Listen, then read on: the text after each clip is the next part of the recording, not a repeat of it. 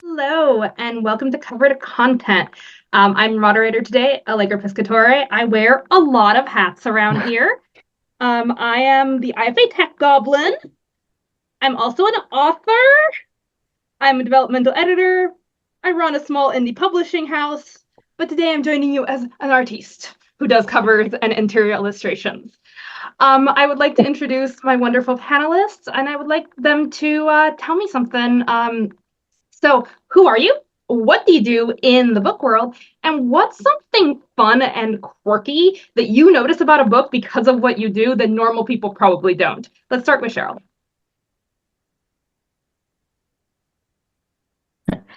Can't get my microphone to work, which is funny because I'm a narrator. So I love reading books aloud. And I've done that for years and years and years. Informally, and only in the last few years have actually started recording them officially to be published for the wider world to get to hear. And I love being able to work with bringing different characters to life and finding their unique voices and trying to help capture a different nuance of the stories. One of the things that I notice that a lot of people don't is sentence alliteration that may not be intended by the author. Sometimes an author will end up phrasing something that becomes incredibly hard to actually say, and it's not meant to be.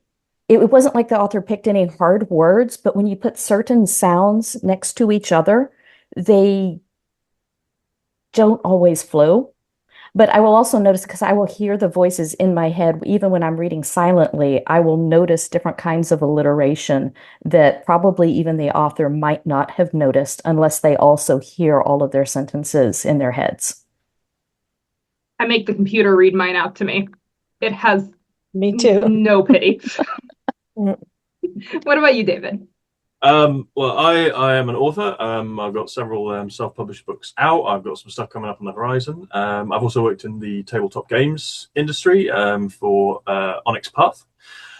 And one of the things that I notice when I look at books is the format and the layout. Having learned a lot from starting from no knowledge of self-publishing, whether things are justified or left justified, how much extra space and white pages left. Especially between industry books and self-published books. And so I'm kind of on that eternal quest to find what is truly the industry standard, because it changes from publisher to author to editor. Well, I also notice these things, and some of them drive me insane. What about you, Astrid? What's your quirky, nerdy thing that you notice? Well, first, about me, I'm a social anthropologist with an additional undergrad in English literature and psychology. And I've been writing for almost 30 years now. And then I decided to publish. I took that really big step a couple of years ago and started hanging out with other authors and publishing charity anthologies with them, and I suddenly realized that I have this incredible knack for developmental editing. And my quirky ability is that I can notice discrepancies even between volumes. So I have an author who has actually taken me on as a developmental editor across her entire series, because I can remember what happened in book 1, even though we're on book 5 of the next series, but there's still interlinks. That's a superpower. Yeah. Kinda, yeah, I guess it is. Take it away, Kim. Hi, I'm Kim McDougall. I've been publishing, I guess I published my first book in 1999, before there was even self-publishing, really. So I published, big publishers, small publishers, and then I went indie. And I used to do book formatting for other authors, so I've kind of done all the different hats as well. And now I write urban, epic, and cozy fantasy from my little forest office where I write here. I have a little critter. One of my critters is with me. We were talking about critters before. You probably can't see her because she's all black and she's terrible to try to photograph, but that's Coco. And I guess This was actually kind of a difficult question, but I think the one thing that I notice drives my family crazy is I notice story structure. Like even when I'm watching TV or watching a movie and a really good, unique story structure, I'm like, wow, did you see the way they did that? And they're like, no, I really didn't. Because really good story structure you shouldn't really see or feel, right, as an average reader. But as a writer, when you study these things, you do notice it. And that's something that really stands out to me. Drives my family crazy. I once threw a book out of a window into a rainstorm because of story structure. So Yeah. good for you. Yeah. Oh. All right. I have a whole bunch of questions for you, but if anyone in the audience has any questions, please put them in chat. I will try to get to as many of them as I can. I promise I won't entirely co-opt these people's entire hour. Promise. All right. Kind of changing the order up. I have a question for Kim first. How has book design changed over the past few years and decades, and what are you excited to see more of in the publishing industry? Okay, well, it's that's another tough question, but having done the book formatting for a good 10 years and for myself and for other people, I one thing I really like that is changing is the ease of it now. The fact that, programs like Vellum and Atticus have come about where people who are maybe not tech savvy can put out a really decent book. That is a game changer. I used to use, in fact, this is the first year that I got rid of Adobe and using InDesign, which is really, I mean, you need a degree to learn Adobe InDesign. It's just so the learning curve is ridiculous. And so it was really daunting to a lot of people, that sort of thing. So I think that's a really good trend, because I think it means that we're going to hear more stories from people who maybe thought that they couldn't do it before, or people who, get stuck in the gatekeeping of traditional publishing and can't get an agent, can't get anybody to look at their manuscript, but they're still really great books. The number of books that get rejected through traditional publishing really is astounding. And, maybe these sort of things are what people are gonna be able to put them out where they wouldn't be able to before. Because the other thing Kids, they're home. yeah, kids, exactly, yeah. I didn't. She came and got him. Okay. The other thing I was thinking about was that book design, like covers, are continually evolving. And it's not so much how they evolve, but just the fact that they do evolve. And people, I think, don't realize that. It's not a static thing, cover design. It's kind of like language. It evolves, and a lot due to user, readers are the people who choose what they like. And that's reader tastes change over time. And I think that's something that we should all kind of be more cognizant of, because, you put out a cover and you think, well, that's it, I'm done. But it's not, because 10 years from now, the cover styles could be totally changed. And that's a good thing, because that means that we can put a fresh coat of paint on an old, backlist book and maybe republish it and get some new eyes on it. And I think that's a really good thing as an author, and it's a good thing for readers because it'll get more, it'll get readers to experience things that they maybe would not think of experiencing before. So it's not, that's my answer for that is not so much how the book design has changed, but just the fact that it is constantly changing, I think is really important and something that we as authors need to be aware of. Has anyone else noticed the zigzag of traditional publishing does something, indie a couple years later mimics, and then traditional publishing changes to avoid looking like indie, and back and forth it goes? Yeah. I think there's a bit of give and take the other way too. I think there are times when trad mimics indie too. Yes. Because they see something that's gone really well and they want to kind of jump on that bandwagon, So that would be my 2 cents on that. That's a really good, especially the accessibility of tools like Atticus are just and Vellum is so important right now. And I wish I had done it years ago. Honestly, I'm pretty good with computers and programs and stuff like that, but this has been a game changer for me. It's going to probably cut my formatting time down by half easily. So same. I just reformatted my whole series in Atticus. It was so smooth. All right, moving on to audiobooks, which I think are one of the biggest things in publishing right now. They're blowing up like crazy. Cheryl, Audiobooks are a really big investment for a lot of indie authors. Of course, there are Mhm. many ways to finance them, but still, a lot of money changes hands. What, in your opinion, makes a book look like it will be successful at audio and worth the investment? And before you answer, for everyone listening, the panel's mystery word is narrator. Well, first of all, any book can work as an audiobook, but you sometimes have to adjust to make sure that it will work well for audio. Nonfiction and fiction both can work. The ones that probably work the least are some of your nonfiction with lots of charts and graphs and lots of visual pieces. But even those can work because you can often, now a lot of the audiobook platforms allow for PDF downloads. And so you can end up using it. But you're going to have to get a narrator who is able to adjust and work with you to be able to adjust the text to make sense of how do you want that chart to be read in a way. So it's not going to just be word for word for word. You're going to have to work with that narrator a lot more. But we're talking indie fantasy, not necessarily nonfiction textbooks here. Again, any book can work. You generally are going to have to work more with your narrator if your book is very complex. If you have a highly complex epic fiction with 60 different characters, sometimes that's very hard for a listener to be able to follow.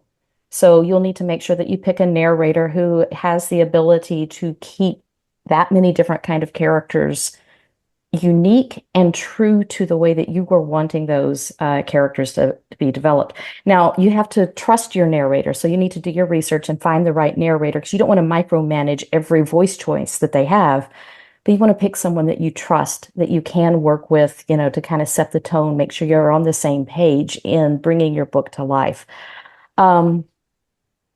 If a lot of times what's going to make a difference is the same thing of what makes a book, if it's going to sell well and if it has uh, a lot of sales, if it has a lot of reviews, if you've got a strong following, you're probably going to be able to pick that right up into the audio as well. If you don't have a good marketing strategy, it's going to still be hard for people to find you on audio. Just because you have an audiobook doesn't mean it's suddenly going to be found just because audiobooks are picking up in popularity. You still have to do the marketing. And that is, as you said, there's different ways of financing audiobooks. And if you're choosing to go a royalty share path, it's even more important that you have a strong marketing plan because you have that, if with royalty share, you're asking the narrator to take the full risk of not getting paid anything up front. And for that narrator to be willing to take such a risk, they need to show that you have been willing to invest in your book, in the marketing, you trust your book well enough, and that you've got a plan. And then you can attract narrators who have more of a pedigree. Otherwise, the only narrators who are likely to take on a royalty share might just be those who are going for their first book ever and don't have the experience. Even if they've got the capability, they may not have the engineering background yet to be able to know how to work to bring that book to life. So there's a lot that goes into it. Any book can work, but some are easier than others, if that makes sense. Makes a lot of sense. I have a question from the audience that anyone can take, and it is, how do you feel about an author going back and rewriting a book or series and then re-releasing? And if you could rewrite one of yours, what would it be? What would you choose to refresh? I'm guilty of going back and doing sort of minor edits because when I released my first trilogy, it was kind of the first thing I written. I know people talk about the trunk novel, the manuscript up in the loft that was never supposed to be out, but my first release was my trunk novel, and I was learning as I was going. So currently, the first book in the trilogy is actually on its third edition with sort of minor changes, tweaks to the formatting, layout, some of the language as I've developed as a writer. But say just last year, I repackaged the whole thing, redid all the covers, and put them all back out there in a nice uniform style. And I think there is like a point where you have to stop because although as an author, your book is never finished, but there is a point where it's good enough. You just have to let go and step back. My personal philosophy has been when I made the audiobook, it's done. I can't change a single comma. Yeah. Yeah. Then you mess up the whisper sync thing and it's just a nightmare. Exactly. So All right, jumping over to Astrid. You work with developmental editing, as you said. With this market that's constantly bursting and changing, how can an author stack the deck in their favor during the editing process to stand out from the pack while also giving the reader the kind of experience they expect from a genre? Like, how do you balance the same but different? Well, I think the most important thing to think about before we get to that is that even though we often feel like writing is a very individual, lonely process, when you get to the next stage, it's all about your team. And a team can make or break a book project. And a thing I see a lot of authors, especially at the beginning of their careers, misunderstanding is that editing isn't just one editor. Not all editors are good at developmental. Not all editors are great copy editors or line editors. There are very different areas within editing and that require different kinds of expertise. And if you can find a team that can really nail down the full spectrum, that helps you create your book to its full potential instead of landing somewhere where it's below its potential and then it's lands in struggles that require rewrites later when you've developed further as an author. So yes, I'm going to just go from how I experience it as a reader. I read a lot, and I actually make a list of 12 top picks every year of the books that really stood out for me. And what I've noticed that they have in common is that the premise is always something really unique. And that means that the author who came up with that what if, that started the story idea, really nailed the uniqueness of the idea. Okay, they're not going what's to market. They're going what inspires me to write. Okay, so that's the first point that I find super important. The second one is that the book hits all the story structure points. Stories that don't hit structural points, that don't have that foundation that supports the story and moves it in the right direction, almost inevitably fall flat for me. And then the third point is that they really need to flow. If I get thrown out of a story because of errors or discrepancies or small inconsistencies, that it loses the momentum. But when you can just sink into a story and you just keep going and have that adventure and forget about everything else, that's the flow that all of that editing work brings out. Sorry, I had one last point. No, go for it. Yes, of course. And the most important part is that there's a message. The stories that stand out to me always, always have some kind of social critique or are exploring something that's meaningful to the author and that they're working through the book, through the characters, with foils.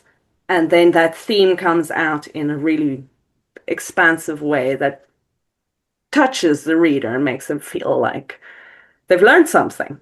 And those are, for me, those are the critical elements that books will need to have the solid foundation from which to succeed from. That's a really amazing list. I think you hit the nail right on the head there, which kind of leads me to my next question for David about that heart thing.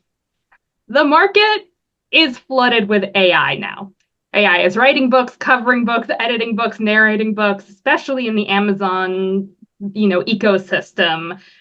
What should an author do these days to stand out, not just in a packed market of other authors who are absolutely always our allies, but in a market consistently flooded with more and more machines? Okay, hold on. I've got a soapbox around here somewhere. So I'm going to try and cover this as comprehensively and concisely as possible, but somebody might want to start a clock.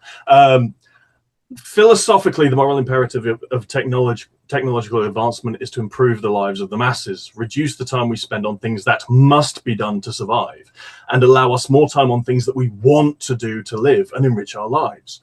However, in our late-stage capitalist nightmare, what actually happens is that technology is employed to cut the overheads and increase the profits of the oligarchs by allowing one employee, or preferably no employees, to do the work of 100. And as with automation, so with creativity. So generative AI creeps into the creative disciplines, and investors in the film, music, and literary industries search to remove the human element who want to be paid for our efforts with these generative algorithms at every stage, from concept through to execution, which is why it's so important for us in the independent market to rally against its use. So as is one of the sentences going around, if you couldn't be bothered to write it, why should I be bothered to read it?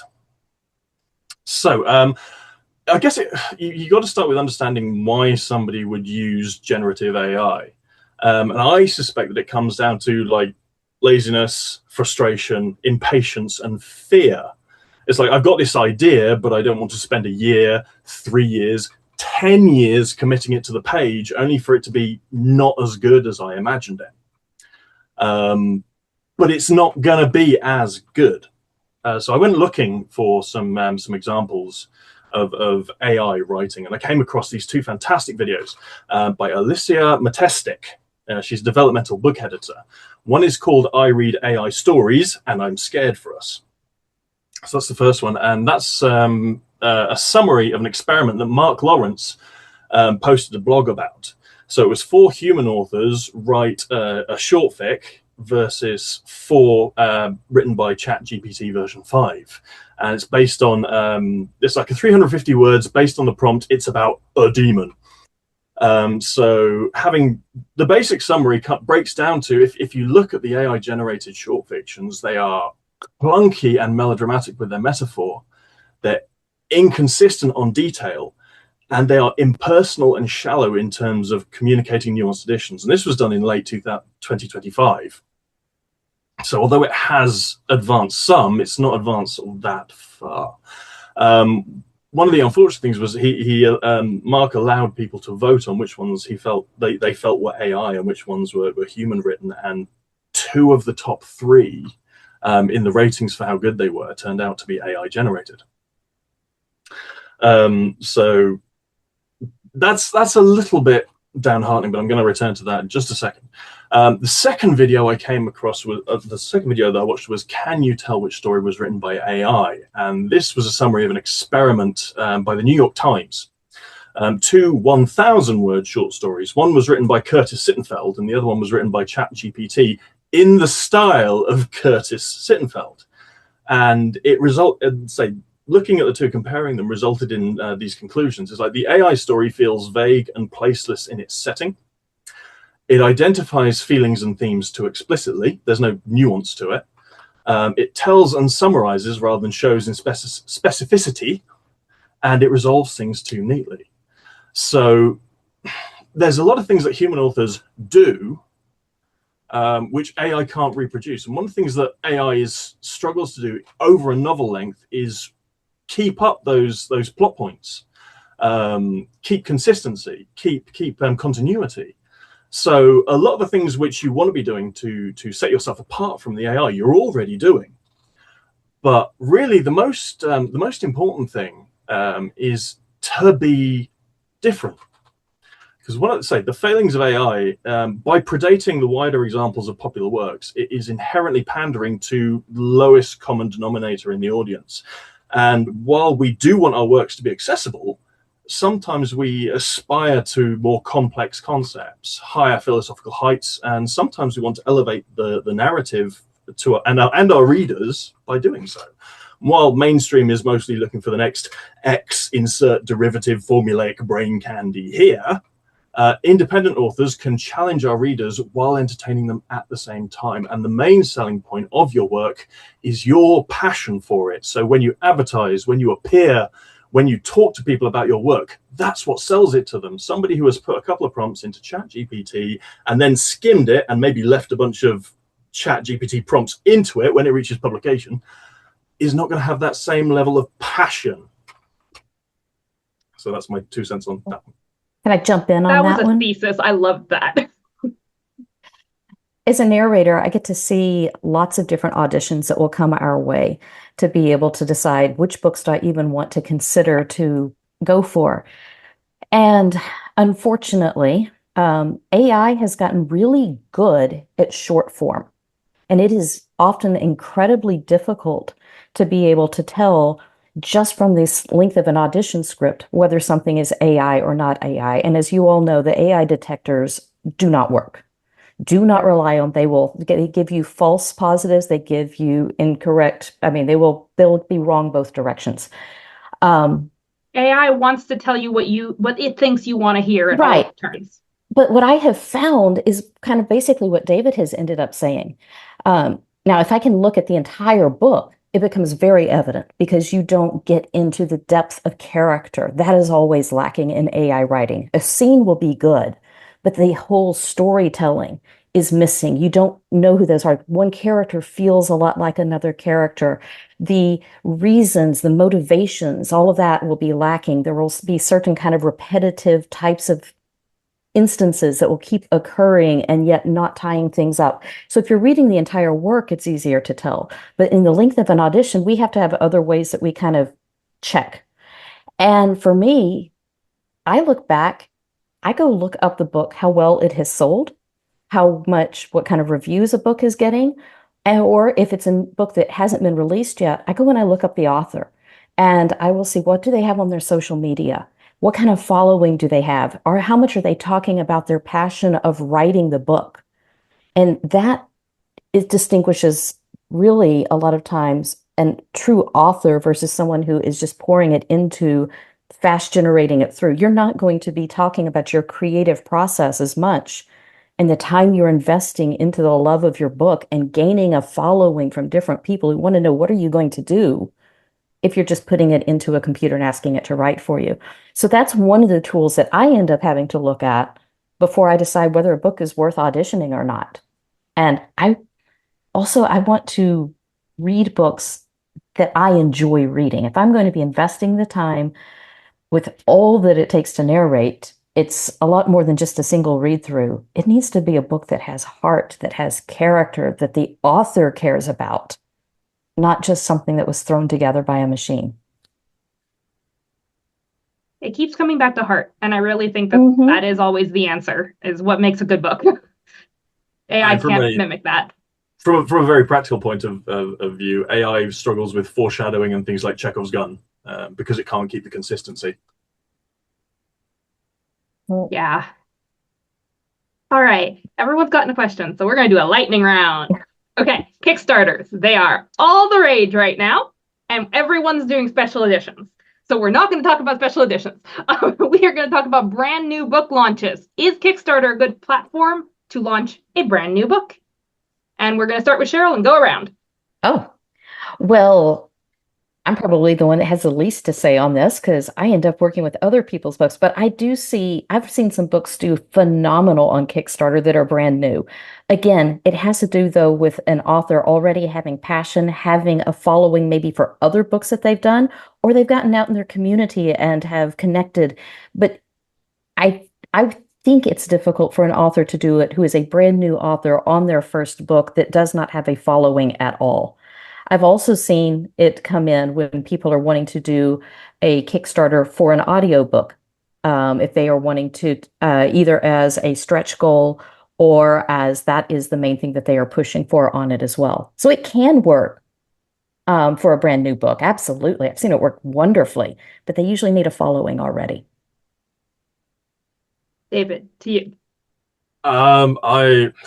I really want to do a Kickstarter project, but I am very intimidated by the hows and do I have enough following and enthusiasm. So yeah, I think if you've got that following, definitely. I know there are a lot of Kickstarters going around where people have just jumped in. It's like graphic novels, people love them. There's a lot of stuff that really kind of catches the Kickstarter crowd. But not knowing what that is, I think I'd have to wait until I've got like another release series and I know that I've got that following before I wanted to like stick a new book in a new series. onto Kickstarter. What about you, Astrid? Well, I guess you just caught me at the perfect time because I actually just last week funded a entirely new book in a pivot. It's an entirely new pen name as well for children's books. So my first ever Congratulations. children's book is completely new genre, completely new target audience. And yes, it works. It was a lot of work. It was incredibly hard. It was much harder than doing hardcovers of my existing series, which I did 2 years ago. This was a completely different kettle of fish. But uh, on to David's hesitancy, Anthea Sharp's Kickstarter for Authors book is excellent. It has incredible advice, and it is definitely the resource for this sort of thing. And yes, I will be continuing to publish more children's books and doing Fantastic. I'll have Kickstarters to get some and for my kids. yeah. What about you, Kim? I have kicked around the idea of Kickstarter, no pun intended, but this sounds a little bit morbid, but I'm very aware of how many writing years I have left. I'm probably the oldest one on the panel here, and I my feeling is right now that a special edition is a one-off. It's something that's going to happen once. I'm going to generate income from it, and fans are going to love it, but then it's going to be done. Whereas writing another book is something that will continue. It will be in my backlist. It's something my daughter will inherit when I'm gone. It's something that will improve my entire business model. So I need to decide where my time is best spent. I have a lot of stories that I want to write. I don't need ChatGPT to generate my stories for me because I have a file that this thick of stories waiting to be written.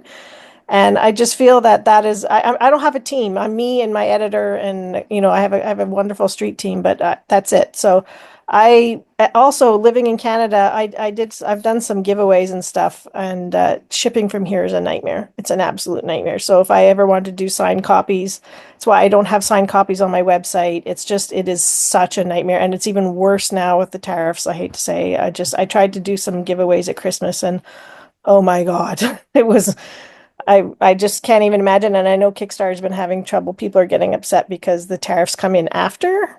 And I know that's going to happen to me. And so I am not on the Kickstarter wheel at this point. It's something maybe in the future when I, want to maybe step back from writing a little bit more and look at my backlist and maybe do some collector's editions. But yeah, I do love it. I go on there and I check out stuff all the time. But at this point, it's not for me, I'm afraid. Well, you mentioned having a street team. I think that's something that helps, whether it's a special edition or if it's a new Oh yeah, book that you're doing. If you've got a definitely. strong street team, Yeah, they're going to be able to help share that Kickstarter and get you for sure. followers before you even launch the event. Yeah, for sure. I think it's a imperative to have that. Yeah. Yeah, I know that for me, I've been waffling. I have a special edition Kickstarter and also a brand new children's book, and I can't decide which one to do first, so it's terrifying. Mm. Um, but a big part of whether it's Kickstarter or direct sales on your website, signed editions, whatever, that isn't Amazon. Mm. David, can you talk me through the benefits of print run versus print on demand services? Because the market is flooded with services as well as books. Um, I largely financial. If you do a print run, then eventually you're going to be paying less per unit, but you're really only going to start seeing significant discounts in orders into the hundreds of units. I publish via Ingram Spark, and you start seeing 10% at 500 units, and I rarely need that many. So really, the only other thing to suggest like a large print run is that the printer's margin of error equation, the allowance for variations in bad trim or misplaced images is going to go up. It is going to go down the more copies that you order, so you're going to get more better copies. Print on demand is all about convenience. And again, that's one of the reasons why I use Ingram. By using a service that's, while not promoting, allows other retailers access to your title. You remove the requirement to package and send your titles yourself. And you don't have to use Amazon. So I've purchased every time an ISBN number from Nielsen's.com. And say by printing through the service that I do, my books they're on Amazon, they're on Waterstones, they're on Barnes and Noble. My independent book retailer down the street can order them if somebody comes in and asks for them. They also support, as well as Kindle, they support Kobo and Apple Reader and all of the other ebook platforms. So yeah, I mean, so the reasons for going print on demand and walking out to buy the ISBNs, and again, that's where the discount does go down the more you buy. Yes. Is to give people the opportunity, however slim, to support their local and their indie bookshops. So yeah, like I say, I go when I started, I was reading articles to try and inform myself, and they were like, "Oh, you should get all your retail units through CreateSpace and put your print on demand on Ingram." Of course, then Amazon bought CreateSpace, and this is the thing where you get your cheaper units for your print runs. They don't have the distribution network. So I mean, yeah, anybody who talks to me, I will always say Ingram, but there's a lot of people in the community who kind of complain about them, but a lot of those complaints come down to knowing what you're doing, reading the guides online, looking up tutorials on how to do various things, and the worst one, the one which comes up most often, is ordering well in advance. If they say it's a 4 to 8 week lead time, make sure you order 4 to 8 weeks before your event. But that's not exclusive to them. As there was an author at Glasgow Worldcon, poor Ivor, he was publishing through Amazon, and he was sat at a table with a picture of like Jean-Luc Picard, like just doing that, because Amazon hadn't delivered his stock. So all he had was flyers for his new book, and it was pretty tragic. So yeah, if you're going to self-publish, you need to know what you're doing, how you're formatting it, what the lead time is, and you have to look at those international sales. So yeah, I mean, if you find someone who's going to print your wholesale units that you can distribute yourself at a lower cost, great, go with that as well. It's more work, but it makes financial sense. But if you're going to go, if you want to use a print on demand service, that's going to reduce shipping from country to country, because a lot of these places, they have printers in the chosen countries, so that's going to reduce your environmental impact and costs. And yeah, inform yourself as to how that works. I think can I just say, go ahead, Kim. For us Canadians, shipping from Ingram is way cheaper than shipping from Amazon for author copies. And when I don't want to deal with tariffs, I can drop ship to just about any country from Ingram. So it's fabulous. I do the same thing. I've had a few mess ups with them, but I've had mess ups from Amazon too. So it's to err is human, as they say, and there's going to be mess ups anywhere you go, I think. So I feel like there's so many steps to the publishing process that anyone who's starting out, it's a cacophony of choices. Who's going to edit your book, who's going to cover design, who's going to print it, who's going to ship it, and it's very interesting to see the different paths that we as authors tread through that bizarre maze, because there is more than one correct answer on how to indie publish. Which some people are going to say my way is the only way, but I do think that there's this, like, what are your goals? What are you in it for? Are you in it for the most cents on the dollar in your pocket? Are you in it to get to the most people? There are so many decisions that we have to make very early on. And one of the hardest things we all come across is marketing. Kim, I'm going to direct this at you.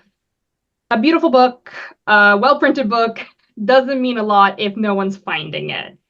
Can you talk us through some of the critical steps of a launch and how to design that marketing plan? Okay, I think everybody has their launch strategy. I mean, we all do sort of similar things, but everybody has their go-to things. For me, and Cheryl Annette was talking about street teams, and I have a very small but very dedicated street team. I love them, but I think I sort of consider my newsletter readers kind of a glorified street team.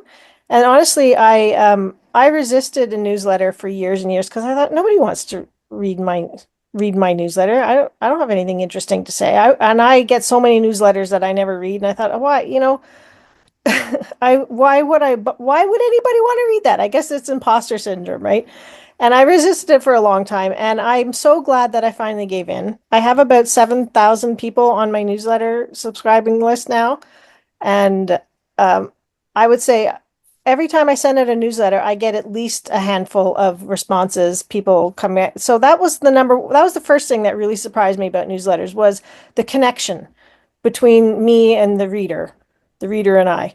And I didn't expect that, and it's actually a nicer connection than social media sometimes because it's more intimate, right? The next thing that really surprised me about newsletters was how much readers want me to succeed. They want to be part of the process of a book succeeding. That really surprised me. Like they're great people. They want to see, they're excited for the new books, but not only that, they want to be part of the whole thing. They want from the beginning, like you were talking about, AI can't show you, being in the process of the book and the passion for the book. Well, that's what they want.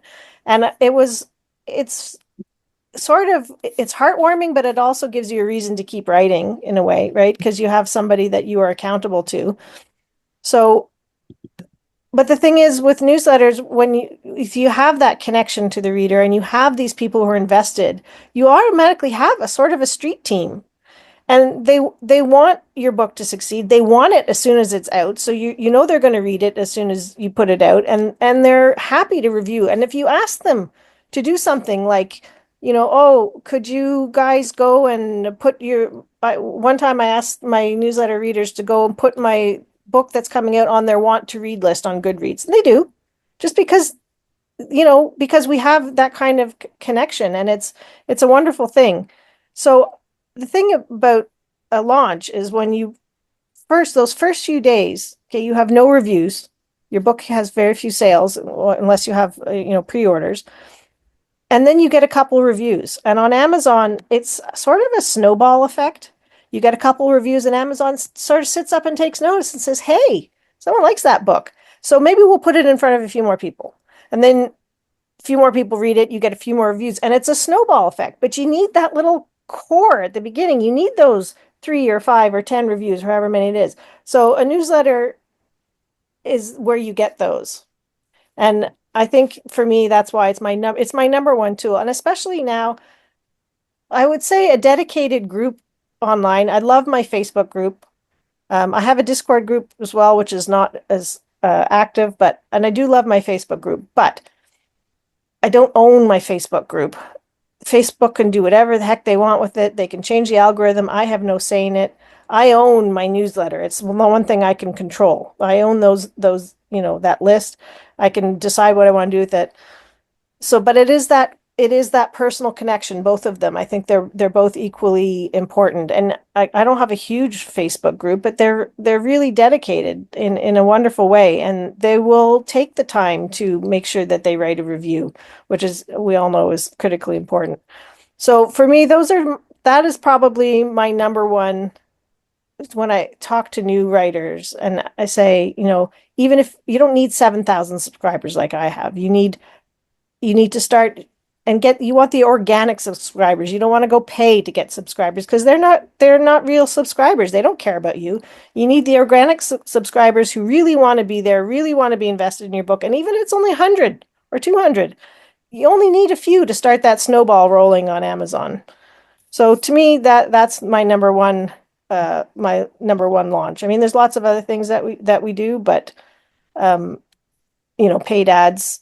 I personally believe that a word of mouth referral will beat a paid ad any day. Like they just can't compete. So that's my takeaway on launches.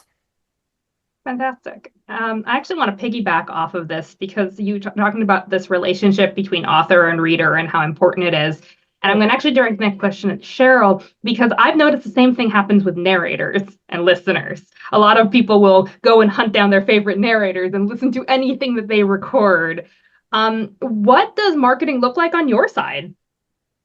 Well, that's actually kind of interesting because I find the marketing conversation to be very different in my author groups versus my narrator groups. I like to hang out in both personally and see different sides of it. Most of the narrators, unless they are really, really well known, have a different philosophy than I do. And most narrators tend to say that's on the author, and they don't do a lot of their own separate marketing. I feel that's a missed opportunity. I mean, like you said, people do start to follow their favorite narrators. And so for me, I like to go ahead and do some of the same things I've seen a lot of you talk about, that having my own social media channels, having my own website. I'm focused a little more on the audio aspect of it. I'm not looking at book covers. I'm not looking at artwork kind of things. I'm looking at here are snippets that we end up having and being able to work together with an author that we can sometimes end up each sharing some of the same things on our social media. We might be able to make a little video trailer that uses some of the audio from the book along with some visuals that fit with whatever kind of style that fits with what the author is wanting to have visually for it. Sometimes we'll just little sentences, little words from the book. Some of that will end up doing that. Bloopers.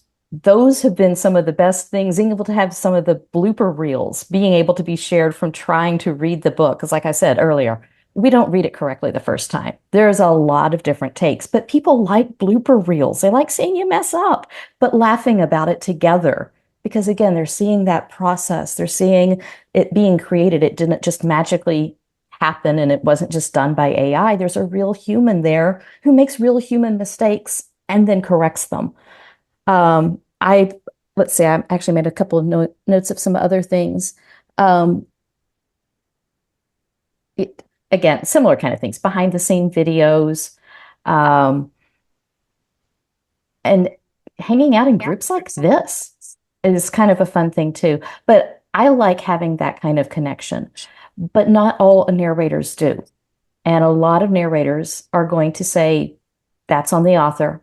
That is up to them. They know what they want their book to be presented. And I think as a narrator, if I am going to be marketing, I have to make sure that what I'm marketing is approved or created by the author, because it's their book, their style, their everything that they want it to basically, the branding for that book has to fit.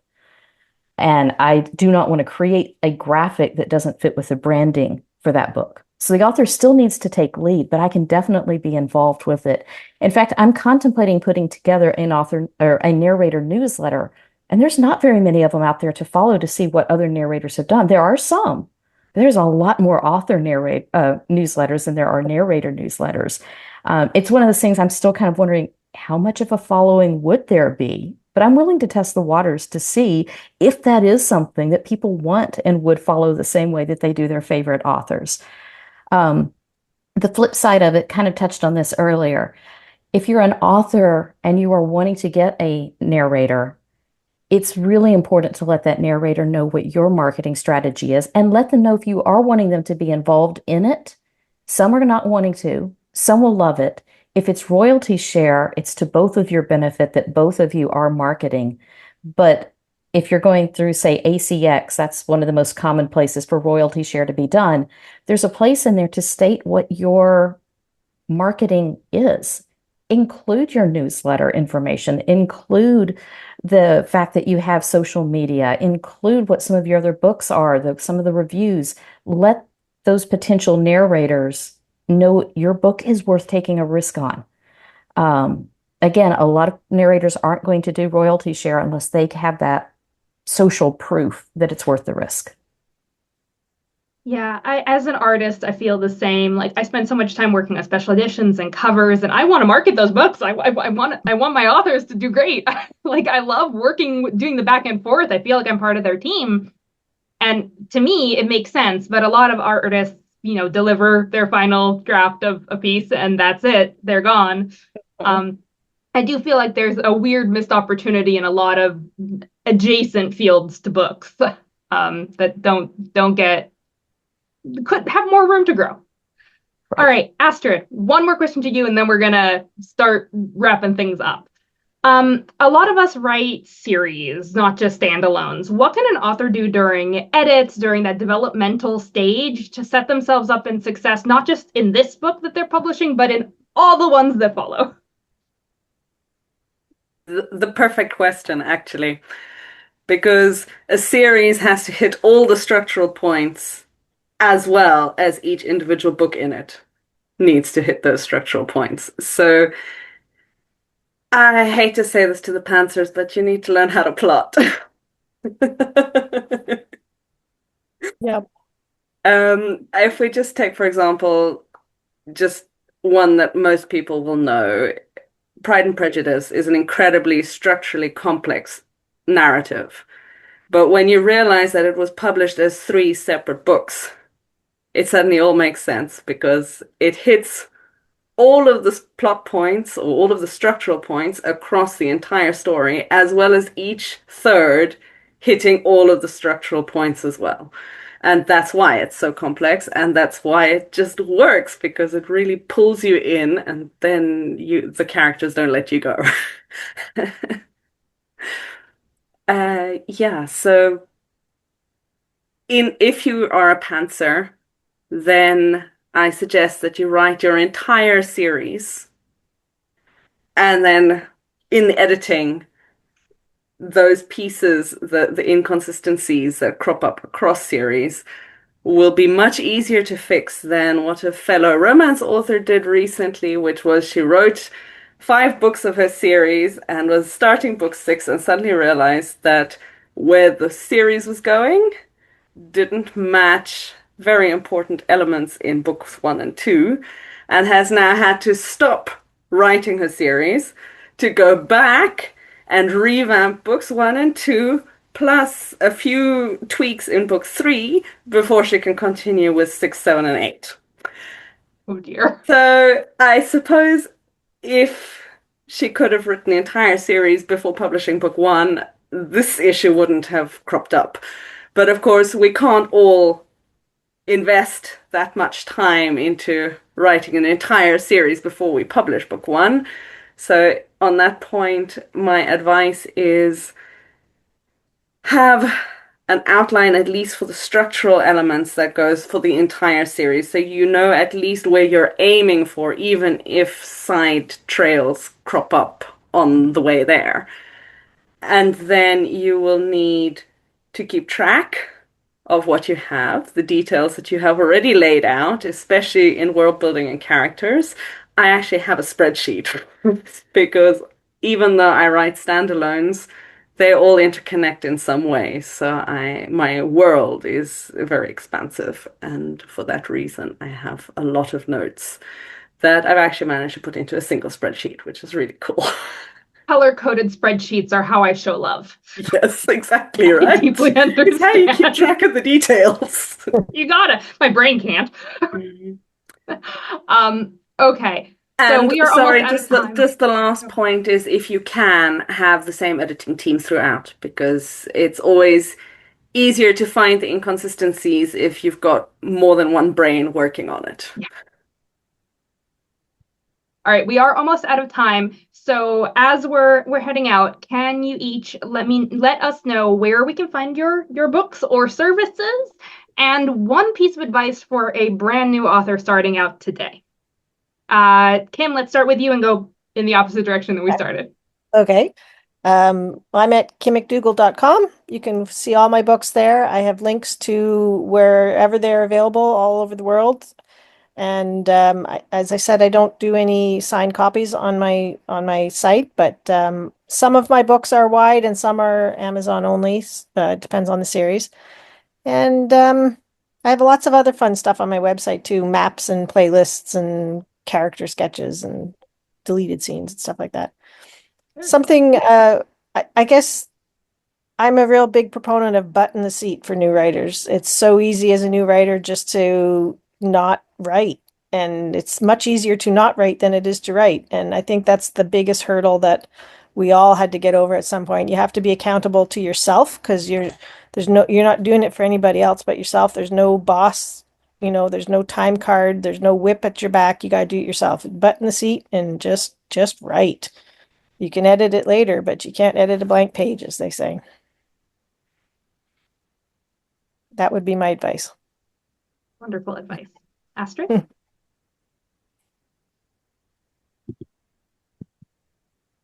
We can't hear you. Yeah, I have astridvj.com. Everything is there. I am still working on getting all my books wide, but that is the next step. And all my children's books are listed on there as well. So that's been a big step. The start of this year, that was my big goal, and I've just recently finished that. So Congratulations. that's that. And advice to new writers, Kim is absolutely right. You have to just get words on the page. And I will add just a small tweak to that, and that's write what you're passionate about, because getting anything to market is something that can happen in the editing stage of the process. But when you're actually writing, that's what you do for yourself, and then you edit for your reader. That's it for me. I like What that. about you, David? Write for yourself and edit for the reader. I like that. David? Oh, right. Yeah, I'm going to throw a link into the chat. You can find all my works on davidcartwright.art.blog on WordPress. Everything I've involved with. There's a few exclusive short stories on that page as well. And yeah, you can order my books, Amazon, Waterstones, Barnes & Noble, wherever you choose to go. Little Independents, great. And if I had a piece of advice for a new writer, I would say that you can sell 1,000 books and be considered successful, but if one person comes back to you and says, thank you for your story, you're a success.